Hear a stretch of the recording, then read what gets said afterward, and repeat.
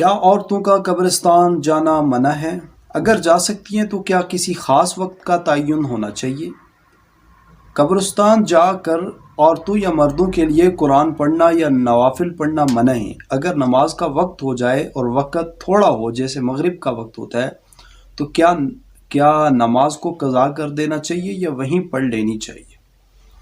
عورتوں کا قبرستان میں جانا اس میں اختلاف ہے۔ تو جو بوڑھی عورتیں ہیں وہ قبرستان میں جا سکتی ہیں، لیکن اس شرط کے ساتھ کہ نامحرموں کے ساتھ وہاں اختلاط نہ ہو۔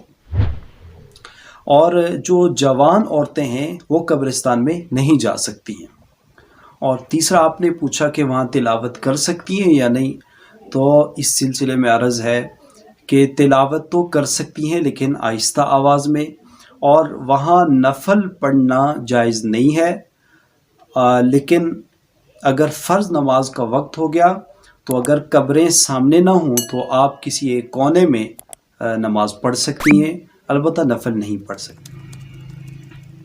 بعض اوقات قرآنی آیات اور ان کا ترجمہ لکھا ہوتا ہے، برائے کرم وضاحت فرمائے کہ کیا اسے بغیر وضو مطالعہ کیا جا سکتا ہے؟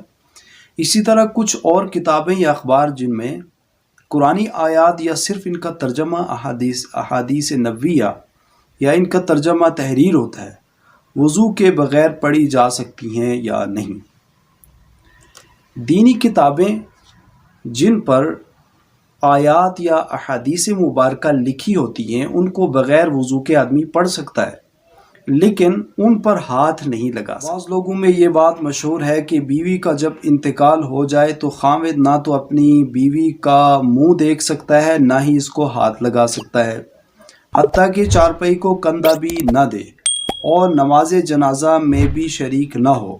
قبر میں بھی خاوند بیوی کو نہیں اتار سکتا۔ اب آپ ہی بتائیں کہ یہ باتیں کہاں تک درست ہیں؟